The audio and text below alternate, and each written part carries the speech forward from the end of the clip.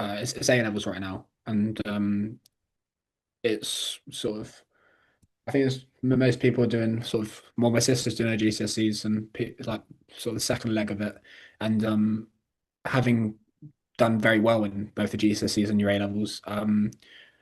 A guy called Ollie particularly wants some kind of study routine advice, some practical advice, and there's also some people asking, do you have proof that you got three A stars, like, or you just saying on the internet? But yeah, but generally, if you have anything to sort of comment on this topic. Well, number one, I feel no need to express proof.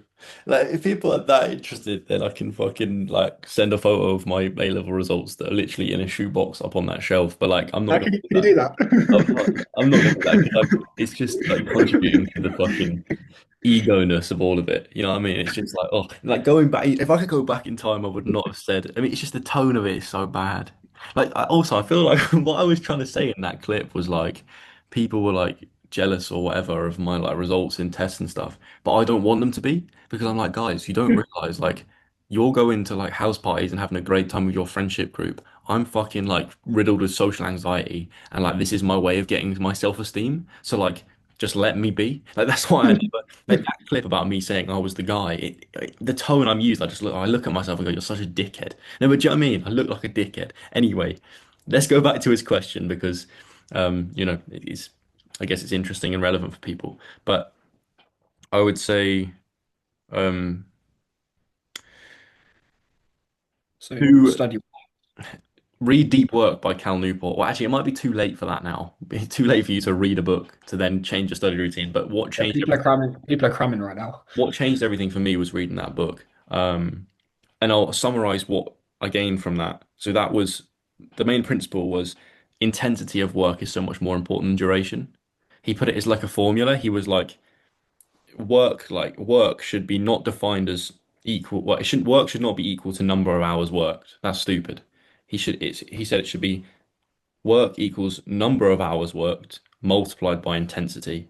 And intensity is like how much you're focused and how much you're doing the right task. And it's kind of like a term called deliberate practice. You might have heard of it in other books, like working on the stuff that actually moves the needle. So like Mm. when I was doing A-level psychology, for example, and there might be people listening or like looking at this clip online that are currently doing that, I would only revise the big mark questions, the 16 mark questions, because I knew that if I learned a 16 mark answer to every topic, then all the little like two markers, four markers, eight markers for each topic I could also answer because I had that big chunk of content. So whenever I revised, all I did was do 16 markers and I just made sure I had like an AO1 paragraph that I could write and three AO3 points. And that'll make sense to people doing AQA psychology for every topic, right? And I just learned those. I have to caveat with this with the fact that I have like photographic memory, so I would just write them out a few times and it would kind of be in there.